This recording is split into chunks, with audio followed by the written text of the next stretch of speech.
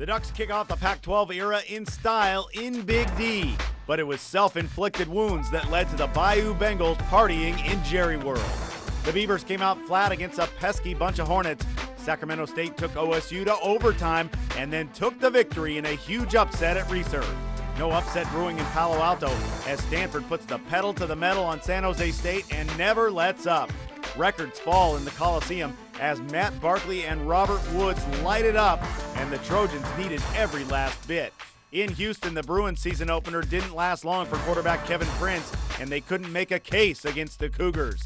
In Seattle, the Huskies stayed true until the end against Eastern Washington, and it paid off in the final minute. The Cougs had to put the tool back on the shelf in their opener, but it hardly mattered against the Bengals. More teams means more games, and we've got them all on this season premiere of Inside the Pac.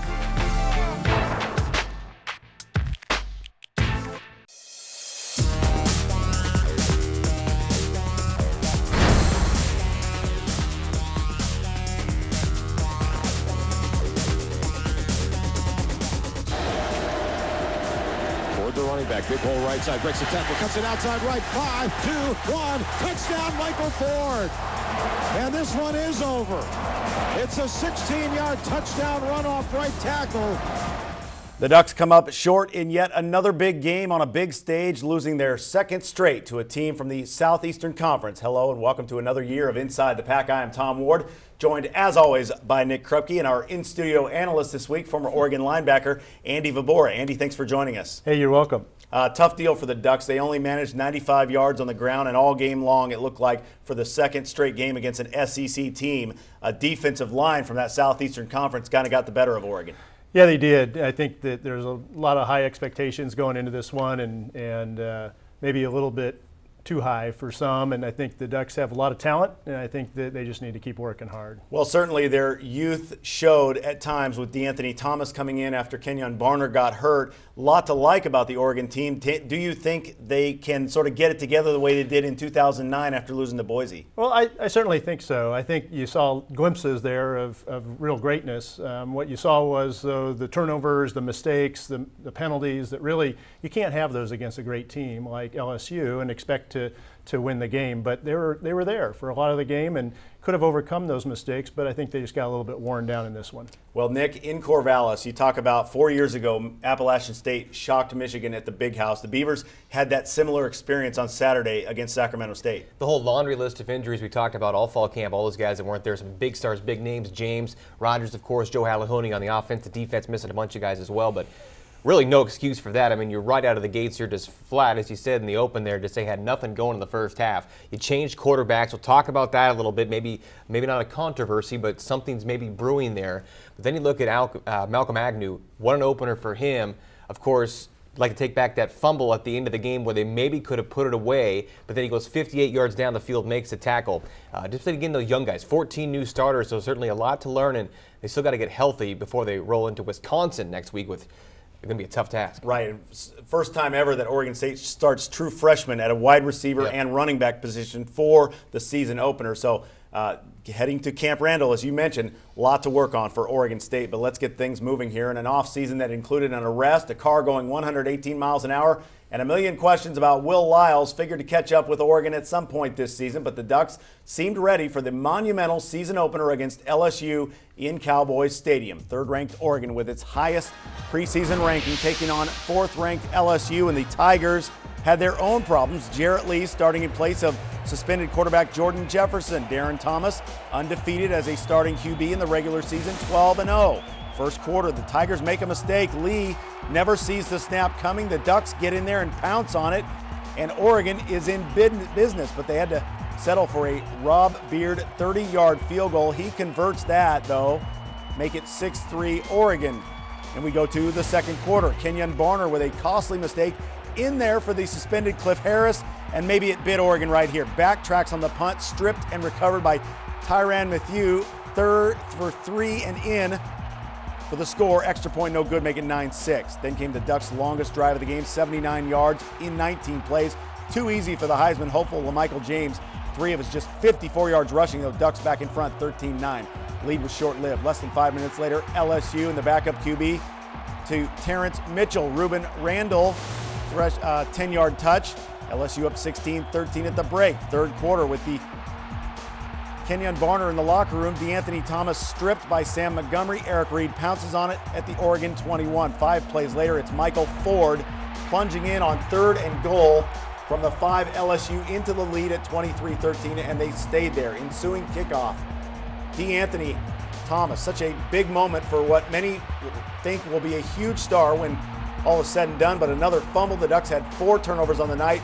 Those resulted in 20 LSU points. It took just 5 plays again before Spencer Ware gets into the end zone, 30-13 after 3 quarters. The Ducks finally scored a touchdown through the air in the 4th. Darren Thomas to Josh Huff, a pair of Texas kids from Houston on the hookup, make it 33-20, but the Bayou Bengals put it away with a bruising running game. Michael Ford goes 16 yards for the score, and he's in, and that's it. Chip Kelly will no doubt tell us that Kenyon Varner is day to day, but it certainly didn't look good as the Ducks go down hard in Big D, 40-27. LSU has won 34 straight non-conference games. The Tigers win despite being outgained 335 total yards to 273. In the defeat, LaMichael passed Derek Lavelle's school rushing record for career, and like that Auburn game, though, he was relatively contained, just 54 yards rushing for LaMike. The next 2 weeks has Nevada and Missouri State at home. We had been good in camp, but it was not what it needed to be today, not against that team.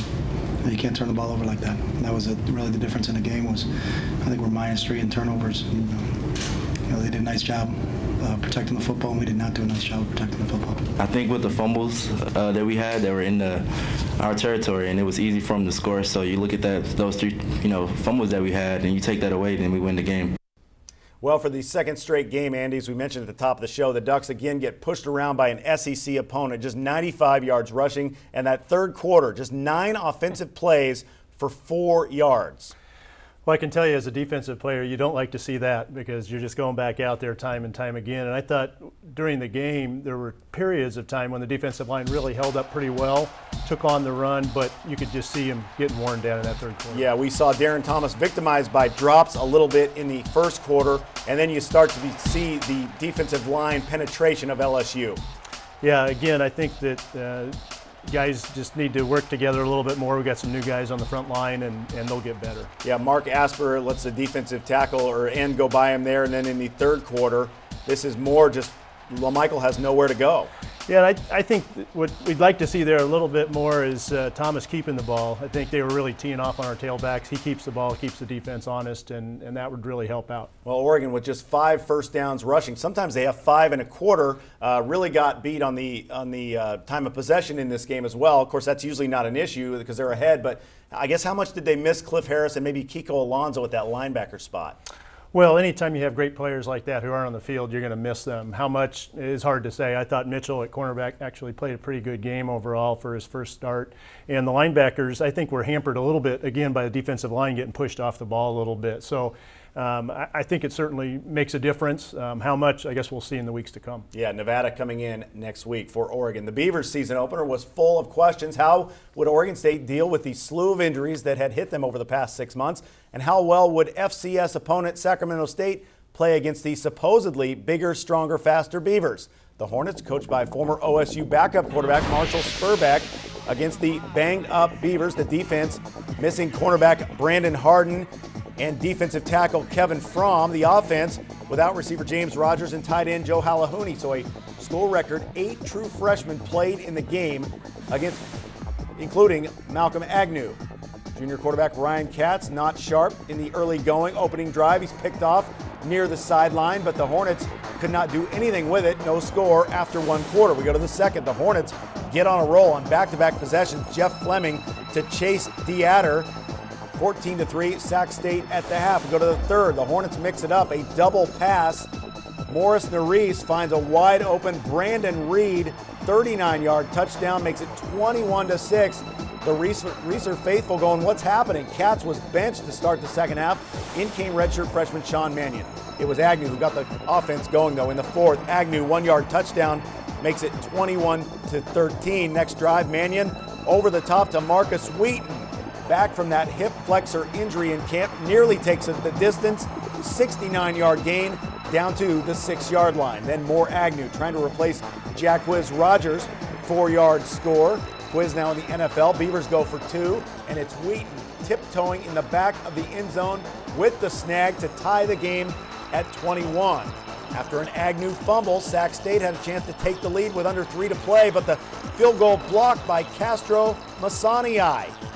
The Beavers then went on a 73-yard drive to set up what would be the game winner. 4 seconds left. Chip shot for Trevor Romaine, but it's off the post. A miss from 27 yards out for the true freshman. He had made his previous 3. We go to OT. First OT, Beavs keep feeding Agnew. 17 yards for the score. Make it 28-21 Oregon State.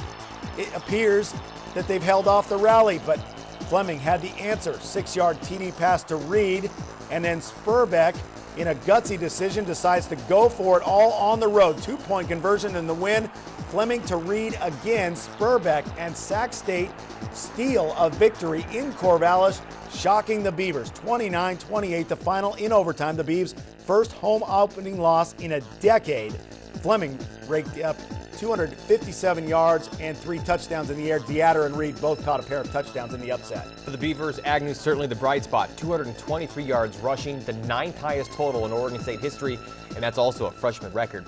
So 8 new starters on defense, but could the Beavers still not quite get off the field when they needed to, just like last year? Third down defense, an issue again. Last place in the Pac-10 last year, 108th out of 120 teams a year ago. They allowed Sac State to convert half of the time Saturday, 7 of 14 on third down, including a pair of PI calls. That first Sac State touchdown drive, they got Rashad Reynolds and Anthony Watkins both called on that. The overtime touchdown came on third down as well. Then you take a look at what might be a little quarterback quandary now here. Oregon State just 140 yards in the first half, 356 in the second, and overtime when Mannion took over. That first drive in the third, they were committed to go to the run game. Agnew ran the ball in 6 consecutive plays, 3 first downs, led to a 45-yarder by Romaine. Agnew picked up nearly 7 yards per carry. He made that fumble late, but then made the tackle on the same play, showing that he's not going to give up. But you look at these quarterbacks, Cat's coming off the wrist surgery in the offseason, never found his rhythm in that first half. 11 of 22, 87 yards, had the pick. Agnew only 32 yards in that first half. Then Manning comes in. He's 8 of 12. 69 of his 143 yards, of course, came on that big bomb to Wheaton. But, nobody really looked into this game and thought, what are we going to have the problem with the quarterbacks?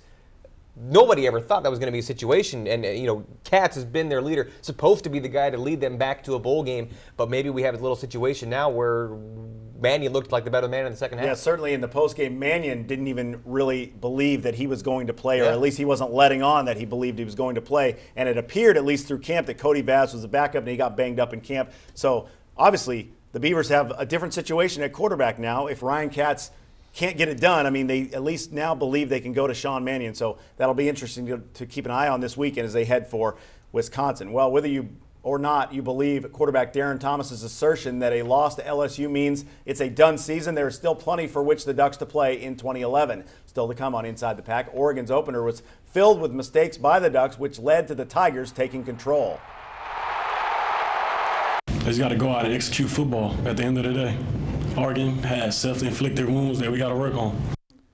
Plus, Andrew and the Luckettes were up to their old tricks down on the farm around the conference when we return. And as always, lots more Beavers, Ducks, and the rest of the Pac-12 online all the time at our website, InsideThePac.com. Back after this.